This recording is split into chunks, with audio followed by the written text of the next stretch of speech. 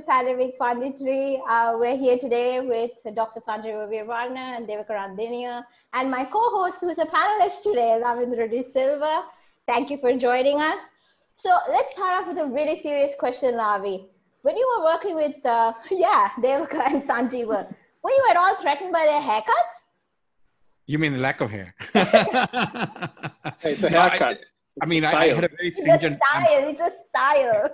I think they had a very stringent hiring criteria, and I was wondering whether the hair would be a handicap, but I guess I got the job, so... Well done. Sanjiva, if we can start off with you. Obviously, Lavi used to be your VP of sales, and Devaka is now your head of sales. What are the qualities that sort of prompted you to hire both of them? So Devaka actually joined way earlier. Devaka was an engineer at Virtusa when he joined WSO2. I think even the research part of Virtusa, right? And he joined as business development. He was the first, sales guy basically who joined WSO2. That was in 2006, I think, if I remember right. 2006, yeah, late 2006. And we had, when we first got funding from Intel Capital, one of the requirements was to have a head of business development, to hire a US-based head of business development. It was 2006 May. And we did, I can't remember when, it's like 3-4 months after that, we hired somebody as a vice president of business development. He was there for a while, but didn't really, I remember we flew him to Colombo, must have been like January. And I said, here's Devaka, here's your team. Go business develop, whatever the hell that means. Because we were supposed to get somebody. That was an investor's requirement, so we didn't have a choice. I didn't really understand what it meant. But that didn't, he didn't last very long. I think he was like maybe 6 months or something, and it wasn't really working out. Then Devaka, as usual, took up running the show, and then we hired another 1 or 2 people as business development head out of the US. Because Intel, that was a requirement from the investor. But really it wasn't working out. And then I think Lavi reached out to me when he was coming back to Sri Lanka, if I remember right, I think or something. Yeah. And then, so then Lavi joined 7? No, 8? I can't remember now. Yes, 2000. 2009 November. Okay. Yeah. So by then we had grown the business to a size, and we had a series of various people kind of leading, but Devaka was sort of the anchor right throughout. And then we had a few salespeople. We were selling online, of course. Everybody was in Colombo. That's how it started. Okay, and what qualities specifically in the both of them do you think made them successful? Ability to learn more than anything else, because we sell enterprise software to large enterprises all over the world. And there are people who've done that before, but we wanted to do it differently. One of the motivations behind WSO2 was not just to do technology different. I used to tell very clearly, we want to reinvent the customer-vendor relationship. We didn't want to be a vendor that would just try to pull all the money you can from a customer. We didn't want to be a company that was just focused on, I see this customer has $1 million budget. How do we get that budget out of them, right? And we also wanted to really build a trusting relationship. We want to sell based on information, not based on lack of information. We want to sell online. We didn't want to have people on the ground. We don't do commission sales, which is a complete antithesis of how enterprise sales is supposed to be done. And we've become a $1 million business without doing that. And so those things required. So there were some principles. I can be slightly stubborn, I've been told, when I need to be. There were some principles. Slightly stubborn, okay. Just slightly, yeah. Yeah. We wanted to maintain some principles about the business. It wasn't just about, okay, we built some product, now sell the hell out of it. Right? And we don't care how you sell it. Right? I refuse to have KPIs for anybody, which is completely against management practices, because KPI meant do whatever it takes to hit the number. Yeah. For me, it was always do whatever you can, and we get to the number what we can. Right? But if you've done everything possible, if you don't hit the number, I'm not going to fire somebody saying you didn't hit the number, because it's pointless. And if you hit the number, you shouldn't go to sleep, because if there's more to be done, you can still do that. All right. I mean, so there are, the company is much larger now. So, so it was an important aspect that we wanted to reinvent how business worked in the enterprise technology space. And so we needed the qualities, I would say, that both Lavi and Devaka possessed very well was, and Devaka is one who's been there from and is leading everything now, was that we don't come with a prior sort of bag saying, I know how to do this. Right? And I remember the first interview with Lavi, that was the first conversation was like. Yeah, I remember. Yeah, I think Jonathan asked me, have you done this before? And, because he and I said flat out, I said, absolutely not. I have never done this before, especially based on the sort of the criteria that Sanjiva was outlining in terms of, selling from Sri Lanka to the rest of the world. I mean, obviously I hadn't done that before. And I did. And I think I recall telling him that, and he said, okay, when do you think this will start to sort of happen then? Right. So I think I remember telling I think Sanjiva, Paul and Jonathan, who are also there, and Devaka as well, that I said, give me 6 months and I'll figure it out. I mean, I have no idea how we're going to build this and how we're going to make it happen. But I think within 6 months we could start seeing something. So I mean, we threw all whatever playbooks that we had, we just threw them all out the window and we just sort of built one that was unique to WSO2. I think that's why it's successful. Yeah. All right. Okay. Thanks, Lavi. Devaka, if we can just move on to you. As Sanjiva mentioned, obviously you've been the anchor for the WSO2 sales process pretty much from inception. And when Lavi joined, you'd already done, if I'm not mistaken, about 2.7 million, roughly. Yeah, about 3. Yeah. Yeah. And you had already signed eBay as one of a brand name client, right? So can you sort of walk the audience through what the process was like and how you sort of, got there in the end? Well, I mean, up until that point, predominantly like with any, startup company, you build your customer network or business by way of partnerships, by way of your network, right? So eBay really came to us because of the connections that Sanjiva had. And if I remember correctly, we were selling them Apache Access 2 support. It wasn't even our products at the time. Access 1 support, actually. $2,500 paid by PayPal. PayPal, exactly. First sale for WSO2. Yeah. Wow. Yeah, so those were predominantly based on relationships and whatnot, and then of course, occasionally you'll hear people coming to us saying we found you through developer community or whatnot. So the process was pretty straightforward, and to Sanjiva's point, even at that time, even though we did 3 million, surprisingly we didn't have targets as per se set up. I remember when I was the only sales guy, we used to do like $0 in 1 month, basically. There were months when we were doing $0, right? But I wasn't necessarily pressured to saying it's $0. What the heck are you doing? Go find more business. So I think, at least for me to be with the company, I mean, we just celebrated 15 years 2 weeks ago. I've been with the company for 14 plus years. I think one of the driving factors for me personally, and of course, one of the reasons why we are what we are today is because of that strong foundation we had in the first few years. Even when we were hiring people, we wanted to make sure that we were hiring folks who sort of understood the cause. What was the motivation behind WSO2?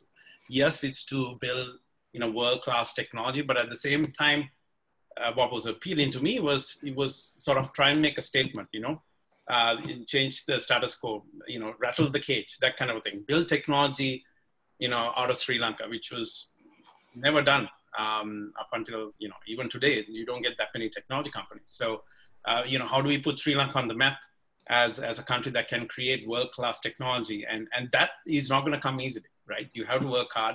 It's not something that you can achieve by putting a number against it, saying, okay, let's hit this number every month or every year, and we'll get there. So we try and find people who sort of believed in that cause. And even to this day, believe it or not, we have close to 100 people who've been with the company for more than 10 years, which is quite unique in that sense as well. It's because of that caliber of folks that we were able to hire. And it's that sort of commitment and passion that really got us that foundation, after which we were able to capitalize on, monetize, come up with certain models and scale it up. So early days, it was all about finding people who believed in what we were trying to do. Yes, it was a huge question mark whether we can do it. And there were times when even we thought this is going to tank, right? It has lost its period and let's move on kind of a thing. But it's because of those folks that we've been able to get where we are today. So early days, it was just rudimentary. I remember the first task that was given to me was to draft a contract. Sanjiva said, go draft a contract. I have zero idea, right? So, so we wanted people who are willing to pull all the stops, learn. So I think Sanjiva hit the nail on the head there. People who are willing to learn and you know, figure things out as you go along. And initially, that first 3 million was really figuring our way out, right? Each deal was done differently. I mean, I can remember when I was doing the first call, I had to fight for good 20 minutes explaining why we are not cheap labor, right? The moment they hear that, oh, I'm calling from Sri Lanka, we're a technology company based in Sri Lanka. All right, so you guys are, you know, in the Indian, you know, sub-region, your rates must be pretty low, right? I mean, we had a CTO who literally said that, said, you know, you guys must be cheap. And I had to make the case saying we are not cheap. We are not a offshoring company. We are a, you know, specialized skill. We charge market rates and whatnot. So every sales effort was quite unique to its own. And when Lavi came on board, I think that's one of the good things that's happened was that we were able to put some structure around it. Yeah, I remember. I think yeah. I think prior to me actually taking up the role in Sri Lanka itself, I remember working closely. Sanjiva, do you remember on the Walmart proposal, right? And you know, we were that was quite a proposal. We were gathering all this information from multiple sources to put a rather large proposal together. It didn't stick at that round, but I think they came back many years later. But yeah, that was quite an interesting sort of exercise. So it gave me a little bit of a preview, let's say, of sort of, you know, what was required to be done. But it also gave me a great chance to see work with the team, and the team was fabulous. I mean, that from day one, you know, it was clear that the team was exceptional, and so that was an interesting exercise. And I think what you guys forgot to mention about eBay was how you actually won it, right? Because you actually went head to head with IBM and others on site. So that wasn't eBay. That was Kaiser Permanente. Kaiser. But let me actually, I just want to make a small correction what Devaka said. So it was the reason we got eBay as a customer was connections, but it wasn't that they knew me personally or Paul personally. It was because of the Apache Software Foundation and the open source work we had done. They were using the open source stuff that we had been part of creating, and they needed some help. And we were the names who were there. And I mean, I had been in that for 10 years before that, and Paul had been around for many years. Dims, who was a part of the company at the time, was a key contributor to that. And they contacted us through that and said, we need some help because we're running this stuff and running into some problem. We were like, great, we have a company. You can pay us for it. And they paid us, they bought 10 hours of support from us at $250 an hour. For $2,500 and paid with PayPal because one of the guys charged it to their credit card and the manager approved it. There was no procurement. No contracts, none of that. No contracts, nothing. It was like, swipe the card, man. We sell by the hour if the price is right. Well done. Lavi, so just moving on to you a little bit, I think a lot of people don't know why you sort of moved back into Sri Lanka, joined WSO2 and helped put the structure around the sales process for WSO2. Well, I mean, there was I was going to move to Sri Lanka anyways. And I think there was a person that then took my CV and sent it to a number of people, Sanjiva included, and most of the IT heads got it. And I think I interviewed with most all of them. But I remember going, I think Sanjiva, we walked across to what was Enu Jayawardana's house, I think. Number 18. For lunch. Number 18 was the restaurant, yes. Yeah, and that's right. And we had a very good lunch and a good discussion. And you know what? And Lavi was there wearing his suspenders. I wasn't wearing a suit, that's right. And I was there in a t-shirt. So. Yeah, that was true. I was way overdressed, but yeah. And then, you know, I think progressively what happened there was that I felt that if I was going to move after living in the US for over 20 years, that I got to find a company that had culturally was attuned to sort of my ethos and way of operating. And I mean, WSO2 was the only Sri Lankan company, I think, at that point that acted or worked like it was an American company. It's a meritocracy. You know, there is a very flat hierarchy. And so the more I spoke with Sanjiva, the more I met the team. I mean, I was interviewed by a lot of people. I spoke to a lot of people. Then I think you invited me, Sanjiva. I think Prabhat Srivardhana was giving a talk at the Cinnamon Lakeside on security, I remember. And I remember him I heard this highly technical conversation on security, and he did such a fabulous job of distilling that in such simplicity. I said, oh, you know what? This technology is just way over my head. But if I have people like Prabhat who can actually explain that to me, then I can learn how to sell this stuff, right? So I think that was a key, I don't know whether I've shared this before with the team, but it was a key decision, was actually attending that event and then hearing somebody like Prabhat, talk about very complex technology in such, I had never seen, I mean, in the many years I had lived in the US, nobody had explained security the way he did. And I felt, yeah, you know what, we could do this, I could help build that. So yeah, so it was actually no brainer. When it came down to it, between the multiple offers, picking Sanjiva's one was not a problem. Yeah. And Prabhat is now, I think Prabhat has written 4 books or maybe more, I'm not sure. Correct. And he's one of the Silicon Valley's leading experts in identity and access management. He's a global figure. Yep. True. Fantastic. So Devaka and Lavi, so let's talk a little bit about how you guys were successful, and also the audience obviously is very interested to know if you haven't lived abroad and had a purely very Sri Lankan background, very Sri Lankan education, etc., would it have made a difference for you? Would you still be able to sell overseas? And Sanjiva, of course, feel free to chime in. Lavi, is that for me or for both of you guys? Either one of you guys can go. Go for it. Well, I mean, so I think my exposure, I think Sanjiva's tried the whole sort of, and as he said earlier, having a salesperson out of the US operating. I think what was sort of great was I had obviously the understanding of the market and how people operate. I sold enterprise software before. But I think what was unique and was needed, I think, was for me to actually come to Sri Lanka and live there and work closely, because I think I always realized that you can't really sell something sort of in a vacuum. You got to actually imbue that stuff into you, make it a part of your own DNA.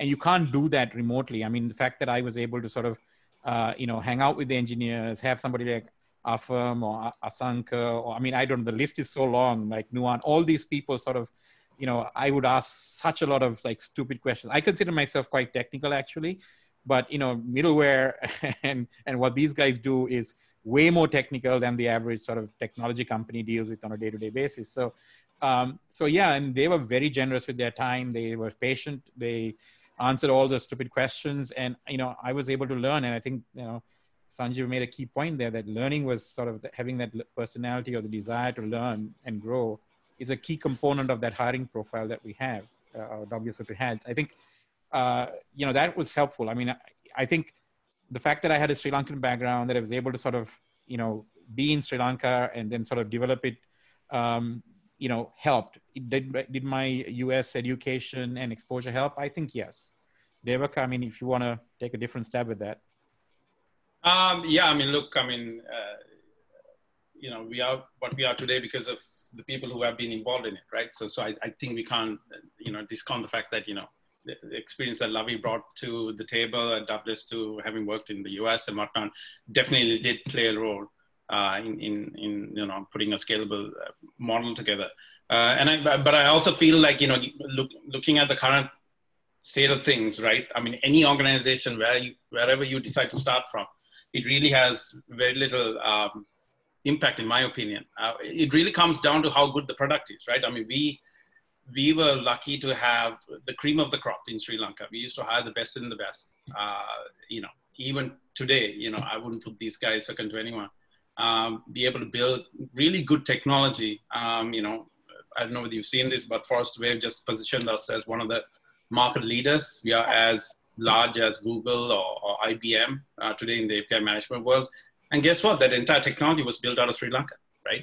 None of that was built here in the US or anywhere else. So it really comes down to how good the technology is.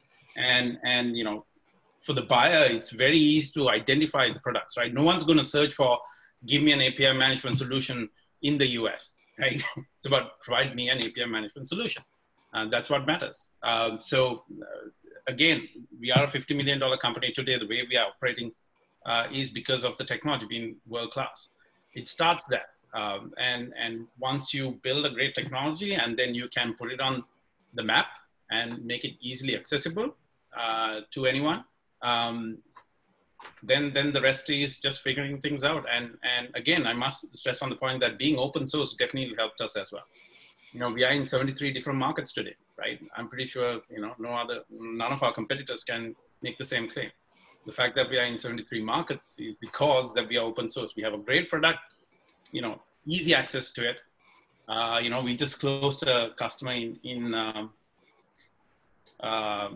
Madagascar. You know, who would have thought we'll sell into Madagascar, right? But you can do that if you have the right product and built in the right way and providing the right accessibility. Then beyond that, it's a matter of figuring out how exactly sales is going to operate. So, you know, sales to me was always an engagement model first. It's about, you're not selling. None of our sales guys sell the product, right? The product has to sell itself at best. And then of course you have your pre-sales engineers and whatnot. Their objective, their responsibility is to be able to convince your prospect that this product is the right fit for you compared to all these other products that you're looking at. From a sales standpoint, it's all about, okay, if you believe this is the right product, how exactly are we going to help you be successful with it? What's the right engagement model? And especially when you're in a subscription business and you're going to the cloud and all this stuff, it's no longer about that quick sale. It's about this high touch, okay, I'm going to make you successful and I'm going to keep you successful for the next 3 to 4, 5, 10 years or whatnot. Right? eBay's been with us ever since we got started, 15 years. Who would have thought eBay would be paying us? eBay is a technology company, right? They build shit. They don't buy products. So it's quite impressive. So that's the mode of operation I feel is important. And being able to think from the customer standpoint, that's what's important. And everyone needs to get that into their way of thinking, especially if you're thinking of building a scalable sales model. Put yourself in their shoes, right? They're looking at your product. What's the next step that they're going to take? And try and figure out how to support those steps. And I feel like anyone can do that today. COVID, if at all, has shown that anybody can do it from anywhere in the world. Talking to the customer other side of the world is no big deal, right? I mean, I'm in the US, I'm in San Francisco, right? I'm joining you guys quite easily. Just like it's almost as if I'm there. So I think it comes down to that. I think Sanjiva is dying to get a word. Yeah, easy. No, I'm good. I'm good. Okay, but I was going to say, Devaka, but I think, Karthika, your point was, your starting point wasn't correct. Devaka, you hadn't worked outside or studied outside when you joined WSO2. No. Yeah. Oh. Zero Sri Lankan product. Right? Okay, fantastic. I thought you lived in Australia, Devaka. Yeah, cleaning toilets for 6 months. Okay, all right. Hey, no, every experience counts, you know. Every experience counts, exactly. But the key thing, one key thing that if you want to compete in the world is you can't start by thinking somebody else is better than you. Right. We don't think that. We don't think, you know, I mean, this is a racially sensitive time, but I will say it anyway. There is in our cultures in Sri Lanka and this part of the world, which have been colonized for 500 years, there is a natural, put it in simple terms, bending over when there's a foreign person. Foreign usually means white skin, right? Yeah. We just give in. That's just the way it is. And one thing in WSO2 one thing I used to always say is that we don't accept customers always right. We want to be fair to the customer, but the customer is not always right. We are the guys who know this stuff. You know, if you don't want to use this, don't use this. That's fine. But we are not going to bend over anybody. Yeah. And we don't take being treated badly. I mean, we had one situation where a national organization in the US, actually, I shouldn't name them. We had a very senior technical person from WSO2 and another person there to do a 1-week engagement, a quick start. And one day, and because they had to be escorted inside their offices to do the work, this is somewhere in Florida, they were in some meeting room, whatever, doing the work. They had some stuff and then they went away. Those guys put them into the room, locked the door and went because they didn't want them to walk around or go outside, right? And when I found out the next day, we blasted them and escalated them and we called on them and said, this is bloody harassment, right? And so this kind of stuff happens. I mean, and Devaka's point earlier about I think it was the CTO out of New Zealand, when the guy thought we were operating out of the US, which is a US company, he was like, okay, I'll pay the rates because we're not cheap. We charge $10,000, and we used to, now it's more complicated, but $10,000 per every instance of our server. If you want one of us to come and work, it was $25,000 a month, right? And then when he found out that we are from Sri Lanka, he's like, no, this rate's too high. Go to hell then, don't use it, no problem. Right? Nothing doing. So this is racial discrimination. We just couched in different forms. So because the assumption is, if you are producing something from this side of the world, you're not as competitive, you're second class, you're going to bend over to me. And they're like, no, we don't bend over to anybody. Yeah. That mindset is important if you want to compete in the world. If you start by saying you're second class, you will always be second class. We're not second class to anybody. I think, this point was well taken. I think we were very, very clear about the value that our software produces, and we had a strictly no discounting policy. We gave volume discounts. If you happen to buy, you have 25, 30 servers or 50 or 100, then of course, there would be a volume discount, and it was clearly marked, and we didn't look at somebody's face and then make the discounting. It was a written sort of thing. Everybody was clear. We never discounted. We never, that was not part of the makeup, right? So I think, a lot of credit has to go. I don't think, I individually was the reason for the success. I think actually what WSO2 taught me, and I think everybody, the takeaway, if there was one thing to take away from this whole conversation, is that it takes a team to actually sell, right? And that team involves every single person, not only the three people on this panel here today, starting with Sanjiva, but all the engineers. So we had a very, very technical product. So what was Sanjiva's or WSO2's scaling strategy? I mean, you couldn't get somebody who was a highly technical person and tell that person, you have to sell this software now, right? That would have never worked. One, it wouldn't have scaled. And two, why would you take a software engineer who loves coding and put them in front of customers who they, for whatever reason, may not be so keen to do, right? So we had to come up with a new model. And I think the model that we came up with Devaka working on this with us is that we hired people who are non-technical, but who were very good relationship builders, who are listening, who love to listen, who like to engage. So there was a profile that we built. I think maybe Devaka is still following that, on what kind of people we need to hire to be in the sales team at WSO2. And those values that Sanjiva talks about and that's inculcated in the whole team was also present in the sales team. So that was the difference. And I remember, I don't think I've ever had this experience anywhere else other than WSO2. We would have sales calls at 2 a.m, right, Devaka? And anytime we ever had a call like that, and we said, we wanted the head of engineering or Sami sir or Asanka or anybody to come on that call, not once did we ever have any pushback from any engineer for any one of those calls. It was more like, hey, I'll be on that call. What do you want me to do? What's the customer? All that stuff happened. No one ever said, oh, I'm busy, I have other plans. That was not a part of that culture, right? So, and I think the fact that we were not commissioned salespeople had a huge impact on why that was possible. Right? The sales team was not sort of compensated differently. We were not driving in our Ferrari equivalents in Sri Lanka, right? So there was none of these weird dichotomies that you see in other sales organizations at WSO2. So we were all one team. So, we were going to get a customer. And I remember, I know you still have this, guys, the bizdev@wso2.com, which was the email. And the whole company could hear all the email traffic back and forth with potential prospects. And I remember engineers sometimes would reply back and say, hey, what are you doing? That's wrong. That's not correct. They don't actually need a ESB. They need this instead. Why are you selling that, right? So I think that kind of open culture, that's unique. I think that's a WSO2 secret sauce thing. Yeah. And I think, stuff like that is going to be, it's going to be more and more important, because if you look at the market today, I mean, I can speak for the market that we are in, if you were to look at the product and its feature functionality, we are not that different to Apigee or MuleSoft or any of these guys. From a functionality standpoint, we are the same, right? If fine, you can do a scoring thing and say one is better than the other, but at the end of the day, we all do the same stuff, right? There is no difference. So you need to find that competitive edge. What is that makes you special as an organization? And I think for WSO2, it was always about, this is sort of the culture that Sanjiva and Paul sort of had for the company was, while we are an open source business, we want to practice the open source culture as well, which is transparency. Everything is, it's done in transparent way. It's teamwork, right?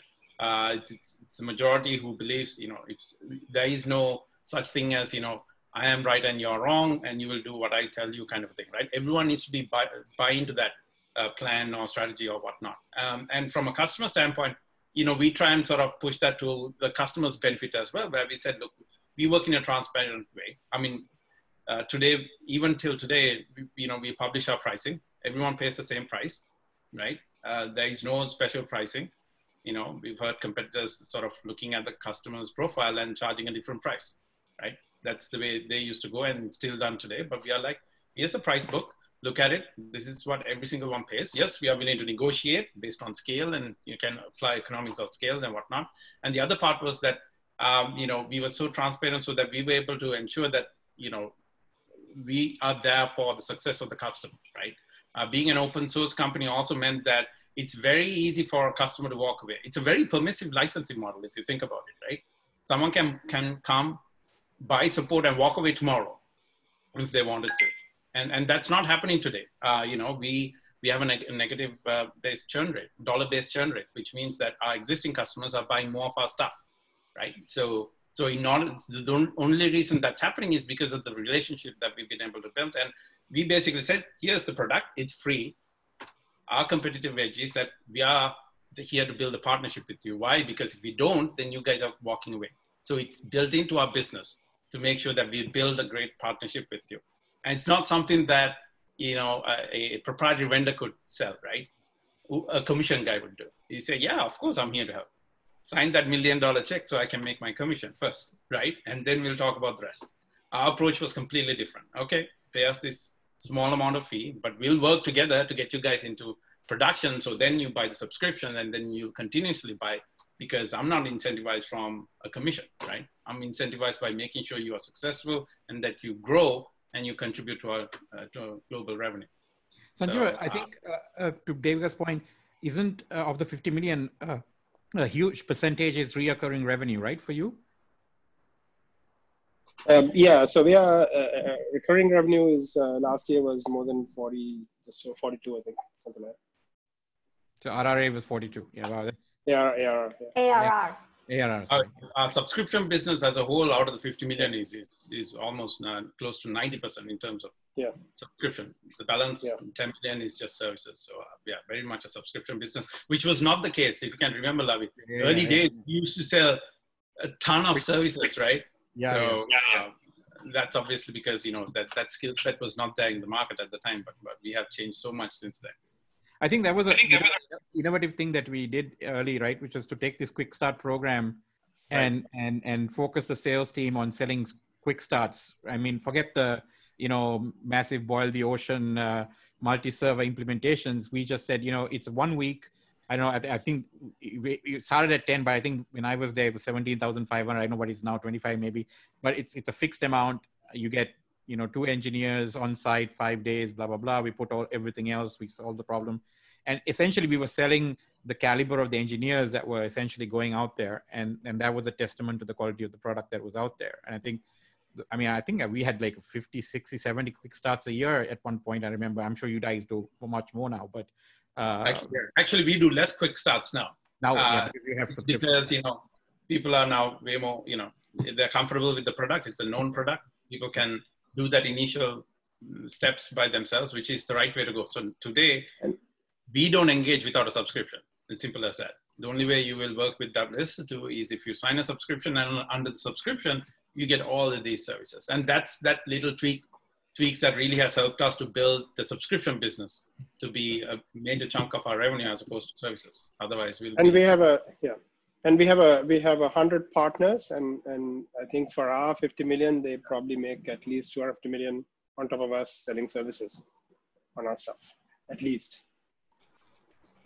Right. And the subscription, as Devaka said, we have, the business model we have now is not the business model we had in 2005 or 6 or 7 or 8 or 9 or 10.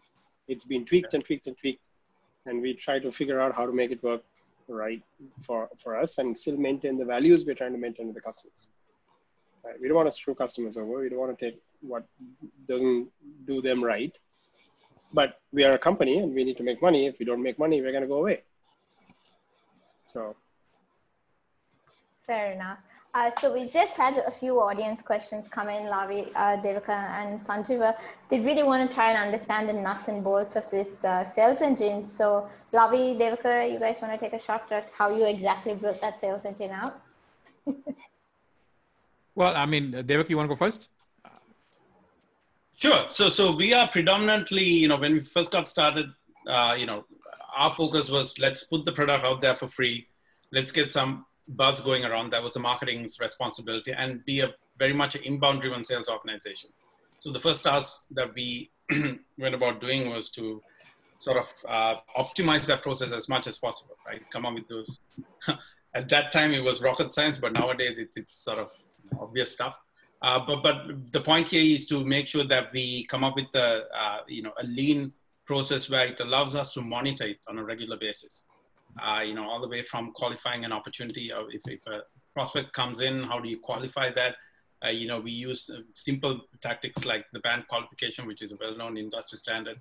There are so many other ways of doing things as well. You qualify it, and then the next step, which is the evaluation stage, right? This is where you want to put your best foot forward, right? We do that even today, which is if you are creating an eval account or doing a demo, we put 110%, because that's the moment to shine, right? So it's not to be considered as a secondary activity or anything like that.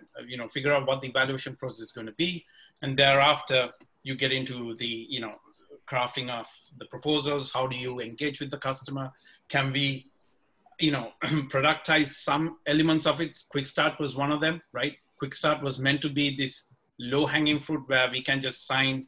We even came up with a one-page contract, right? So reduce the process. One-page contract, get it signed, get in there, do the work, show them that we are the right stuff, and then we can get into the larger contracts, the broader conversations and whatnot. So you want to optimize those stages as you go along, and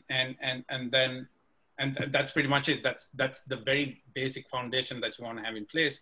And then what comes after that is how do you plan that out? How do you forecast that out? Right now you have a working engine. Which is obviously, you can't say it's a working engine within weeks, right? Or even months for that matter. You need to at least run this for good 2-3 quarters, look at the results, whether, and see whether it's working or not. And then it's about, okay, how do we plan on top of this? How do we scale this out, right? And one of the things that we did 2 years ago was to start breaking down the sales force into pods. You have your larger regions, right? WSO2 works in 5 key territories, the US, Latin America, Europe, and APAC. And what we did was we started breaking those regions down into smaller regions, which we call pods, right? If you take the US, we have 4 pods. Latin America is, for the moment, 2 pods. EMEA was split into 3. APAC is going to be split into 2, and so on. And then we reassemble the teams within each of those pods. And again, sticking to the same principle of work as a team, right? So each pod is now given a target saying, okay, let's try and hit this ARR exit, figure out the best way to do it, right? Some pods will say, look, we are in a greenfield market, we are going to go after new customers. Some pods will say, we are in a saturated market. Our goal is to keep our existing customers happy and expand those customers, not necessarily go after new customers, because it's full of competitors, right? It's not easy to win. So they come up with their own strategies and really give them autonomy. So one of the scaling factors to our sales model, and I feel for any sales model, is being able to build that middle tier of leaders, right?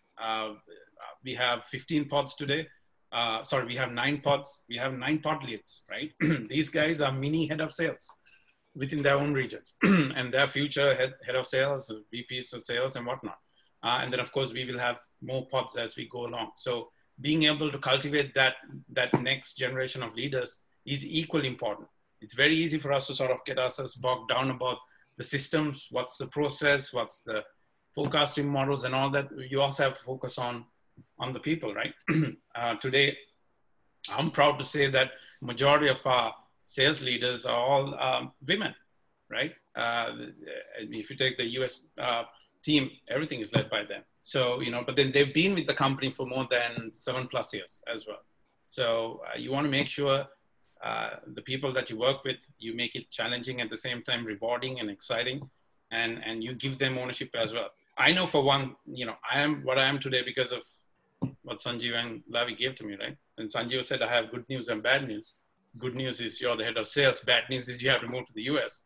Like, okay, never been a head of sales. I mean, Lavi left a couple of months ago and I'm the head of sales. Okay. So, it's not like I had the credentials to show that I'll be an effective head of sales. So giving an opportunity those who we have trust in and more importantly have committed towards the company and giving them room to grow, that's definitely a key element. So besides the systems, that's definitely something that you need to think about as well. And I've seen so many startup organizations where, that's like a secondary thing. They honestly don't think about it. They're like, okay, let's give them a quota target, and that's it, right? Guess what? I think I remember first thing that we did. I mean, there was this sort of trickling of leads that were coming in, and I think the temptation of a lot of organizations that I've since sort of talked to or advised is that, let's increase the faucet size so we get more leads, and that's just a prevailing wisdom. I think what we did differently in WSO2 was, let's make sure that even that trickle, whether it's one lead a day or one lead a month, that we give that lead the love and care and attention that it deserves, right? Because they're sort of pre-qualified when they kind of call you, because they obviously have some need, they found out about you, so they're contacting you. So we made sure that, and I think that's what Devaka's, scaled up to with all these pods, is to really build that so that nothing goes to waste. I mean, anything that comes in, is handled with love and care. You put the best people on it. We take each lead as sort of manna from heaven, and we take it through. And I think we built that first, and then we thought about, okay, how do we increase the faucet size? Now that we have a sort of a scalable, structured process, and the team knows what to do with each of these leads, right? Then you can increase the volume of leads, because otherwise all you're doing is just getting leads. And if you're not treating the customer or the lead very well, you won't convert. So it won't really go very far. So I think then subsequently, we came up with, innovating on the quick starts. We did those webinars, Devaka, I remember, all over the place that used to help people sort of close. I mean, these early days, right, when people didn't know who the hell we were. So I think the focus was, not so much on leads, but what to do with it when we actually got one, and make sure we had a very good structure and a process and how we kind of walk them through it. So that was a key sort of thing that we did early on. We fixed that first, and then we opened the faucet up. Okay. Thanks, Lavi. Thanks, Devaka. So I'll ask a two-part question now. One obviously is what was the caliber? What was the qualities you looked for in the people that you hired for the sales, team? So that's one. Sorry, Sanjiva, you have something to say? Yeah, can I? Yeah, I think there are two questions that have been asked, which are sort of connected to the same discussion we just had. So I think we should answer it related to how you generate the leads. Generate the leads, yep. What are the sources? So we have not. I think we have not used a very, very important word so far. And if anybody from that team is listening in, we will get killed if we don't. But it is the enabler for all of this marketing. Stuff. Yeah. Marketing. Right. So we just a simple answer to the question first is, how do we generate the leads? Every lead is inbound. Every customer we have 500 plus customers in 73 countries now. Every lead is inbound. They fill in the form on the web saying, we've looked at you guys, we want to do something or whatever. Sometimes they come and say, we've evaluated, we want to buy. Sometimes like, here's an RFP, fill it up, and every space in between. Right? So how do we get that? So that is brand. So how do we get the brand? We started with nothing, right? We had no brand. We had 10 engineers. We were nobody. And the way we did that initially was by using the Apache and the open source brand. In 2005, open source was still sort of hot and sexy and interesting. Now everybody's open source. Microsoft has open source everything they have. Microsoft those days was going around saying, this open source thing, this is bad for the world, right? And SAP was going around, now it's like, so back then open source was a little bit of the radical, unruly kid in the enterprise market space, and had been very successful. The MySQL was already a big deal. JBoss was a big deal. Apache was a big deal. There were all kinds of things at the time. And so we leveraged that brand in very early, very well. As I said, we got eBay as the first customer for WSO2, not because of either of us, any of us, or because of anything we did. It was because we had, well, it's anything things we did, but not through WSO2. It was through Apache's foundation before the company was even formed. Right? So we had built a brand within that, and then we leveraged that to say we are a company that is taking these Apache components and then making products and technology out of it. Our ESB, we started our ESB project 2 weeks after we started the company, and the project is called Apache Synapse, that because we started it in Apache, not in WSO2, right? So our driving, we invented, we started doing content marketing in 2005. There was no word called content marketing. People don't talk about content marketing in 2005. We had a website called WSO2.net, which we called Oxygen Tank, which was an information site for developers who were doing web services stuff. And it became, at its peak, it was the #1 go-to site to find out what's going on in web services. Right? And we've done, and we've made hundreds of mistakes and done all kinds of things along the way as well. But we did a lot of work on brand building through content and brand building through affinity to other brands like Apache and so forth. And then once you got some momentum, of course we were briefing analysts and so on right from the beginning. And then analysts start recognizing your brand and they recommend you, and it builds up. But it's a long haul. I mean, it's 15 years, right? Second 15 years. And we're still a tiny company. I mean, this is in the markets we play in, we are just absolutely tiny. We have a long way to go. Thanks, Sanjiva. Actually, the marketing question was the next question I wanted to ask. You obviously, Sanjiva, you talked about the whole, the content marketing aspect, but you didn't focus too much on the community building aspect, because I think that's also a key focus of the open source model, which the community building has now become cool. Everybody's doing community building now. Yeah, so that's slightly overstated often, in my opinion. So I've been doing open source for 25, 30 years, for a long time. There was a time when open source was what people who worked in large sort of proprietary companies did at night. And majority of the contributors to places like Apache and a lot of the SourceForge projects those days were done by people who were either individual consultants who were basically selling themselves, and consulting and building solutions, who would build tools for themselves and for other people.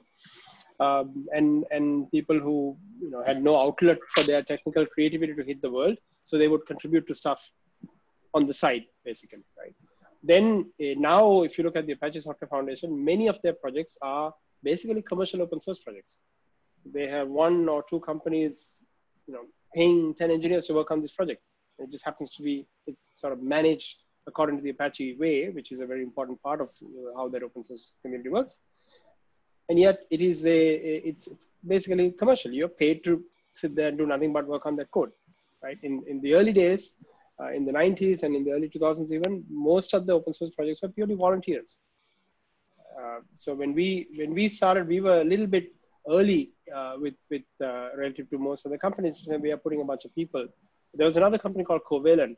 Actually, their founders invested in WSO2 when we started the company. They were the ones who were supporting Apache HTTPD, the Apache web server, and Tomcat, later on Tomcat. And they were bought by SpringSource, which was bought by VMware, which is now part of Pivotal. And they were one of the first people who had a few engineers. There were like 2 engineers who were paid full time to work on the code, right? That was it. So those are the sort of the roots of community building. But now there are, and the technology for open source has evolved so much. GitHub is incredible.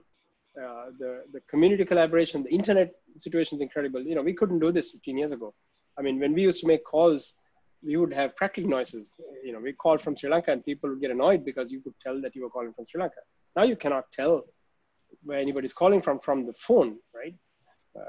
We had lots of difficulties with the phone systems. We would try every kind of wacky phone company we could get, VoIP company, whenever something came around, we would try that because we had to be, a clear voice was important, so you don't get this feeling that you're talking to some guy sitting in the jungle trying to sell you an ESB or something like that, right? And but now all of that has changed. So collaboration opportunity for technology is just immense, and everything is open source. So there aren't people sitting around waiting saying, let me see whether I can find something to contribute to. Everybody's contributing something, or they write their own open source stuff, right? SourceForge had 100,000 projects. That was a big deal those days. SourceForge is still around. I don't know how many they have, but nobody goes to SourceForge. Sorry, SourceForge, but nobody really goes there anymore. Everybody goes to GitHub, and GitHub, I don't know how many, but there are millions, right? And it's just massive. And the collaboration infrastructure is massive. So the contribution capability is very good. And the other thing is getting people to contribute to deep technology is difficult because it requires significant commitment on their part to learn and get into it. So this is one of the areas we haven't done very well in building the community of people who are on the fringes of our products and our technology. Right. We have not done that very well. We are trying to do that better with Ballerina and some of the new stuff that we're doing, but we definitely didn't do that very well. Thanks, Sanjiva. So this is open to the floor. It's a question from one of the audience members. What marketing channels should a company follow if they're just stepping into the global market? There's no one answer to that. It depends on what market, depends on what kind of product, where are your customers? How do you get to the customers? Marketing is about being known to the customers. And also majority of the systems that we build now are going to be pure cloud solutions. Even for us, our future technology strategy is mostly around building cloud solutions. In fact, most of the cloud solutions have to be pure self-service sales. So you don't even get to, the low-end sale should be just purely self-service. You click through, do everything, 5 minutes later you're using it, or 0 minutes later you're using it.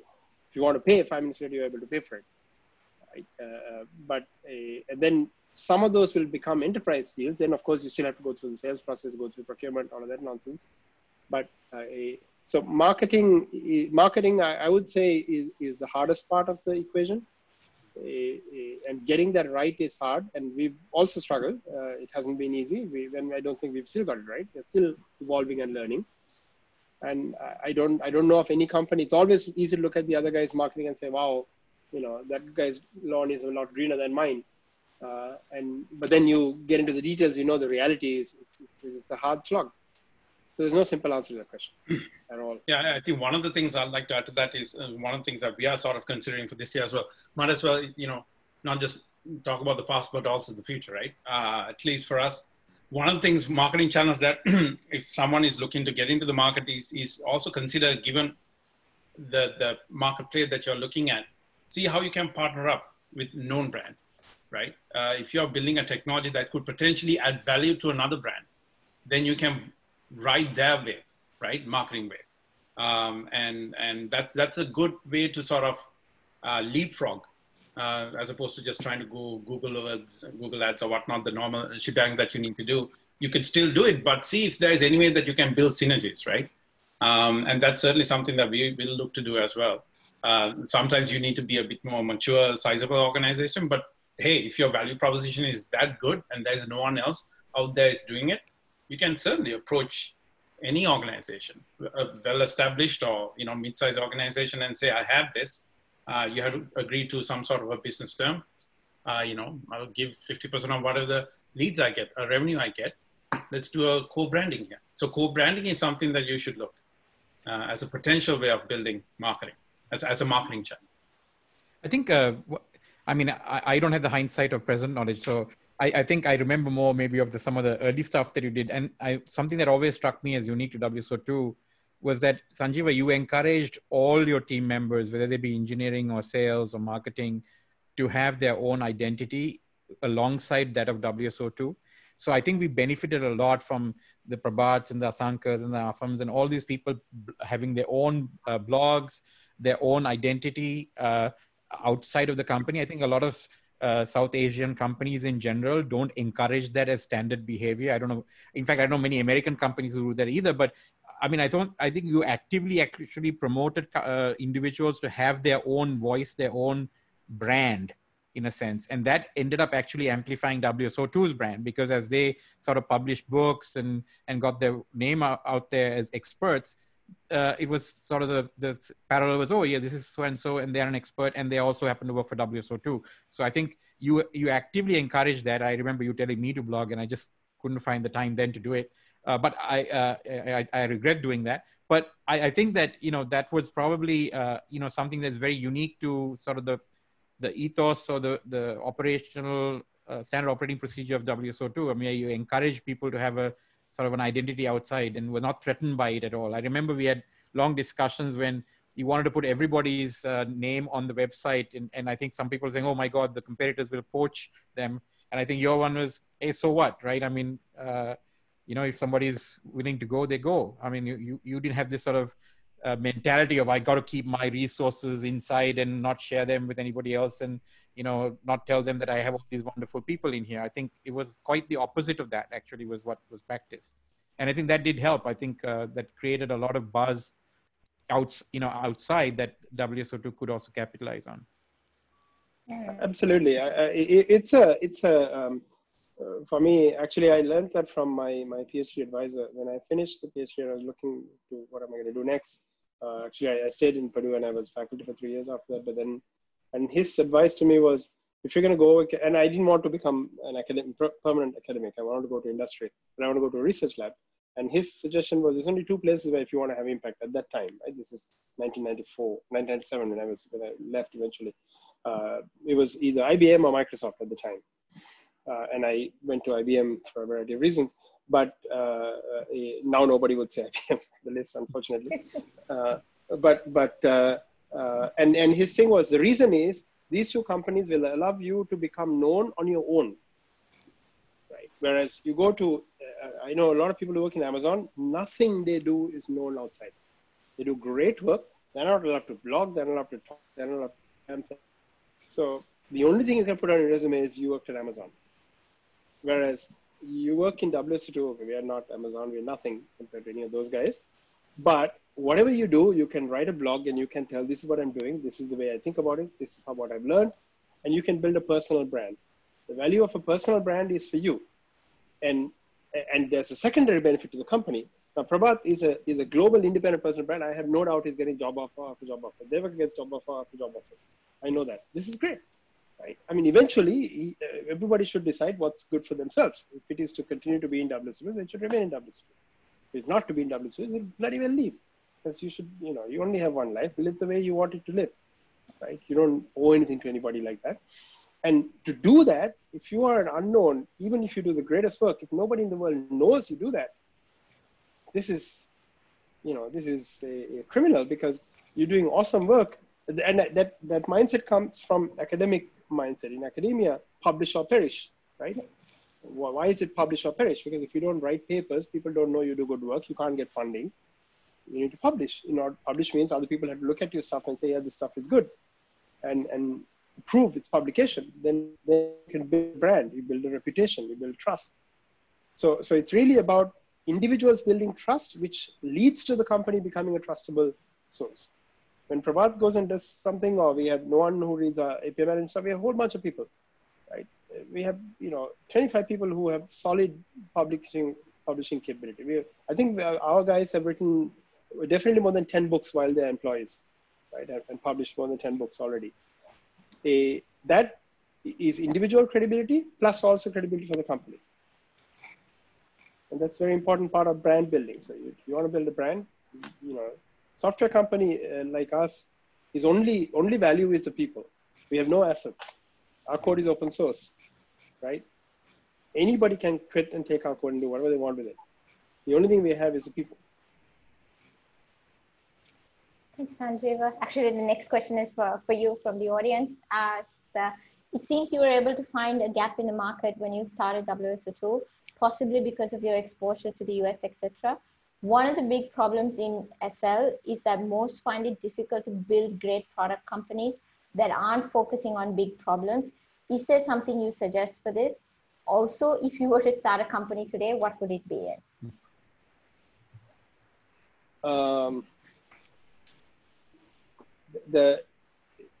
So I found a gap. It's not just because of US exposure. It's 15 years of experience from bachelor's. I was 38 when I started the company. I had finished my bachelor's actually at 20, I think. So it was 18 years of experience from the time I finished my bachelor's. And exposure to all kinds of things. and I was on standards groups, and I was part of creating the web services platform. I co-authored several of the key specifications. So that gave me the opportunity to know that there is a technology opportunity. But the product that we were trying to build, that we built in the product stack we built in WSO2, I actually tried to do it inside IBM. I even made a business plan for IBM to create something called the IBM Small Business Server, WebSphere Small Business Server. Because we were doing this inside, I was an IBM employee, I was doing all this open source work, and I had this belief of trying to do something different, a different way of doing it than this big honking piece of software that they had. And IBM wasn't interested because it was $1 billion business even back then. And they weren't interested in going and challenging it to something else. So it was either give up on the technical interest or start a company. I'm not a business guy. I mean, I still don't know how to read the BS document. Luckily it is BS, so it's okay. So the point is yes, you do need to solve hard problems. You need knowledge. To get knowledge, there's a rule of thumb saying it takes 10 years to become an expert in something. That is not bullshit. That is not BS of the other kind. It is not bullshit, right? You know, Devaka's been at this game for way more than 10 years. Lavi's been at the game. You know, to become an expert in anything, it takes time. It doesn't matter how smart you are. It doesn't matter how much knowledge you have. It does take time. I'm not discouraging somebody who's a 25-year-old and who wants to start a company and go change the world. You know, Mark Zuckerberg, Mark Andreesen, maybe you need to be Mark before you can do that. I don't know. You know, these are people who change the world dramatically, right? But they are 1 in a billion, you know, literally, right? There aren't 7 of them or 8 of them for the world right now. So this is the hard part. I'm the commodity version of it, which is I did have a deep education. I mean, okay, not that commodity because deep education takes time and opportunity. And then a lot of hard work and a lot of, you know, lucky breaks as well, you know, meeting the right people, making the right connections, all of those matter, right? But you need to, and we have plenty of people. I mean, we have a lot of service companies where people have done really complex and interesting solutions for customers all over the world. If you're a deep technical guy in those companies, you know where the challenges are, right? Then what you have to figure out is how can I solve these challenges better than the current tool set? Right? Being a piece of software is actually not that hard because of that. All you do is take something that already exists, make it slightly better. There's a guy called Doug Comer in Purdue. He was one of the faculty there. He writes. He's a very famous guy for operating system stuff. And his thing was, being a computer science researcher is very easy. Take somebody else's paper, just tweak it a little bit, make it better. You can publish another paper. Which is, you know, sort of abstractly true. Well, first, to make it better, you need to know that domain, you learn the depth, all of that stuff.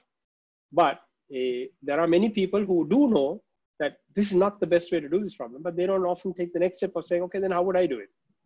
Right? That's the key. You see a problem, to me, being entrepreneurial means take the problem and say, how can I solve that problem better than how everybody else has solved? And then running with it. That is, then you need the additional resources. You need a wonderful team. You can't do anything yourself. You need money. You need a bunch of stuff. And then your question was if I was in the last if you were to start a company today, I only know in my entire life of technology stuff for 30 now, Jesus, it's more than 30 years. It's always been building tools for other people. Ballerina is exactly that. We're building a tool for programmers to write stuff. That's the only thing I know how to do. And if I was starting another company, I relate to that, but I'm not starting another company. All right. Thanks, Sanjiva. We're just about at the hour mark, just over. We just have final question for both Lavi and Devaka. Just a very generic one. What advice would you have, would you give for startups and enterprises looking to sell from Sri Lanka globally? What advice would you give them? Devaka, you want to go first? No, sir, you go first. Okay. Well, I mean, I think there's been a lot of lessons today that both Sanjiva and Devaka have shared, and I'm thankful for that. I think each case is unique. There's no sort of a prescription. I think one thing that I always try to pass on is that none of these challenges that we are talking about, whether it's selling or building a product, is solved by hiring a rock star, right? So it's always a team effort, right? So while I had an impact at WSO2. I was only able to do that because the environment was right. And I always say it was like a perfect storm, right? I mean, I think I was more successful at WSO2 than anywhere else simply because, you know, everything was in place there. I mean, they have a great product. The engineers were generous with their time. They educated me. The people like Sanjiva and Paul, you know, helped sell the product. I mean, we would talk to customers, and then I would ask him questions from Sanjiva that I didn't understand technically. And Sanjiva was always one of these people who said, hey, could I have done that better? Should I have said that? Right. And we had that sort of relationship. And I think that was really, was crucial for its success. Similarly, I think with Devaka and all our, the team members, whether it's in marketing or sales or whatever, we all sort of had a vision to where to go to, right? So I think if you were to sort of set something up, I think there was a question earlier about, you know, how do we set up targets and where do we source leads from? And, you know, this sort of very tactical sort of stuff. I think you have to figure out if your product is actually something that the world needs and you're solving something global. And I think most Sri Lankan companies need to start thinking that, because if you want to be the next WSO2 or better, you got to solve a bigger problem than that 20 million people in Sri Lanka could solve, right? Sri Lanka is a great test bed to solve those problems because you can sort of work out all the kinks in a sort of in that market. But if you have your eye out for the rest of the world, then the question is, how do you get there, right? And that's a lot about creating, as Sanjiva and Devaka and the team have done, is to sort of create a brand. And have always a global brand in mind. It's not a Sri Lankan brand; it's a global brand. We're gonna sort of keep the bar there, not we're going to be cheaper, right, or less expensive. I think we fall into that trap sometimes. We feel that the way to compete is to lower the price. Actually, if there was anything that came out of today's discussion, it is actually not. It's actually say the price and say we're not budging, and that's what we've done. I think from day one at WSO2. And look, they're where they are. And I think this is not about slashing, dashing prices. And if your sales tactic is that means you have no idea how to communicate the value of your product, right? So you have to first figure that out, right? So what is the value of the product? What do you bring for the market? Is it exceptional? And then you have to stick with it. And it's hard because the temptation is you want to cut the price and sell something, right? And I think the fact that, when Devaka said there were months where there was zero sales and Sanjiva didn't say, I'm firing you, Devaka, because you haven't sold anything. I think that level of maturity that comes from executive management, I think that's required, right? I mean, you can't, because if he had done that, right, Devaka wouldn't be here where he is today. If he had fired Devaka, then, maybe it's not a $50 million company today, right? So I think you have to sort of think through that process, right? You have to let the child walk, right? You mean it might have been 100 million by now? I was about to say that. I knew you guys were going to say. Thanks, Ravi.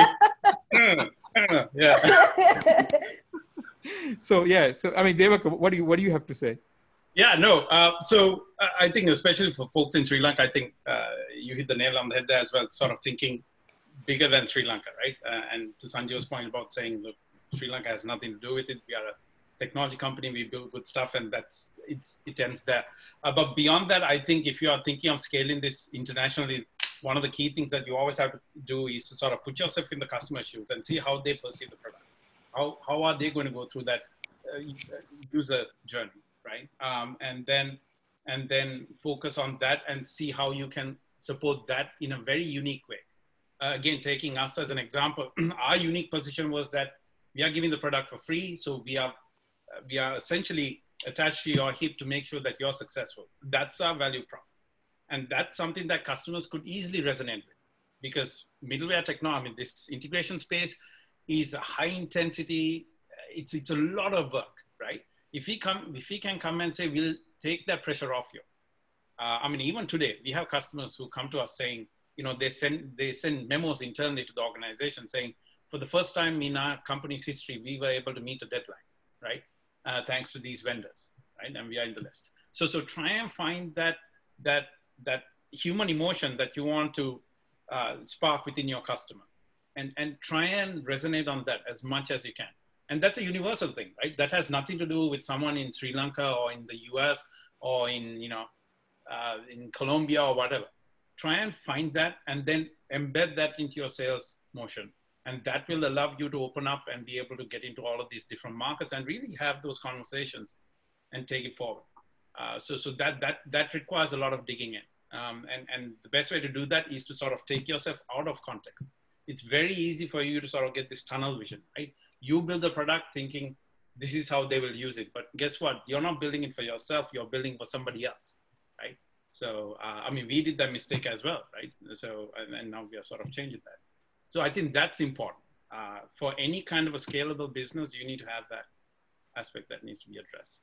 But besides that, everything else is fine. Thanks, Devaka. Lavi, Sanjiva, any parting thoughts? Yeah, I just want to say one thing. I know we've talked a lot about sort of Sri Lanka-centric conversation here, but WSO2 is a global company. Of the 650 people, I think almost 100 people are in other countries. We have operations in 6 countries, more than 100. Okay, and we wouldn't have been able to pull it off without the global team. We have Paul is a co-founder. He's been in the company for 15 years, and he's based in UK. And we had people all over the world. Devaka is in the US. There's a bunch of people from Sri Lanka have gone to the US actually and anchor office there. But there are also a whole lot of other people all over the world. So when you go beyond the point, we were very Sri Lanka focused from the early days. And we still have a lot of, basically all the product innovation comes from here, but it is a global business. And as we go along further, now, especially after the COVID experience of everyone working from home, we see our ability to globalize even more because there's really no requirement to people to sit next to each other anymore. We've done that now for 6 months, almost 6 months without sitting next to each other. We have said this entire year, we are not going back to office. And if it's working, why fix it, right? And that means you can have anybody anywhere. It doesn't really matter. So that changes lots of things about how you can work. So fundamentally, it's really about saying, we're going to build a global technology company that can work globally, and just take it on and do it. And we get the best people we can from all over the world, and we have then you facilitate them. And in the end, you have to have the team that run it. And I remember, Sanjiv, you always said, hire the best person no matter where they are in the world. And even if they don't have a current available opening, hire them because they're good. Eventually, you'll find something for them to do. Yep. And I think that's why you have 100+ people who are from all over the world. I mean, that's true. All right. Thanks, guys. Our time's almost up. Actually, we run over.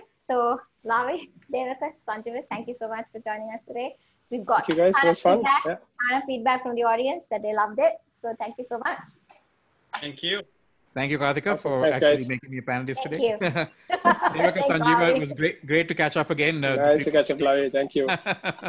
All the very best. And I think we need to mention that I think you must have had a world record because you actually paid people back the pay cuts that you had instituted. Yeah, but that's overstated. There are other companies who didn't cut pays at all.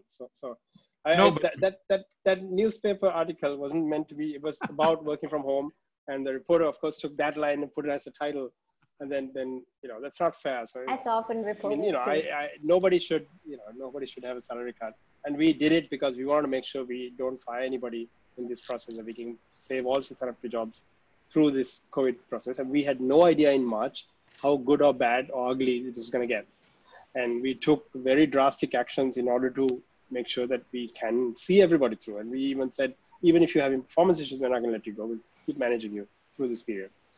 And then after one quarter, Devaka and the sales team and everybody else in the company pulled it through, and we didn't really see the impact we thought we would see. We still might see it in the future, but we don't see it right now. So this wasn't about saving money for the company. So the first thing to undo is the salary cuts. And but more kudos to the companies that didn't cut at all. So I got hammered. Thank you, Sanjiva. I think very careful. Thanks, Sanjiva. Thank you, Devaka. Thanks, you as usual, very modest. So, but thank you. I think that was, but it's a lesson on how to manage resources, right? And put your money where your mouth is when it comes to people. So thanks again, guys. It was a pleasure. Thank you. All right. Thank you, everyone. All the best. Bye. Likewise. Bye.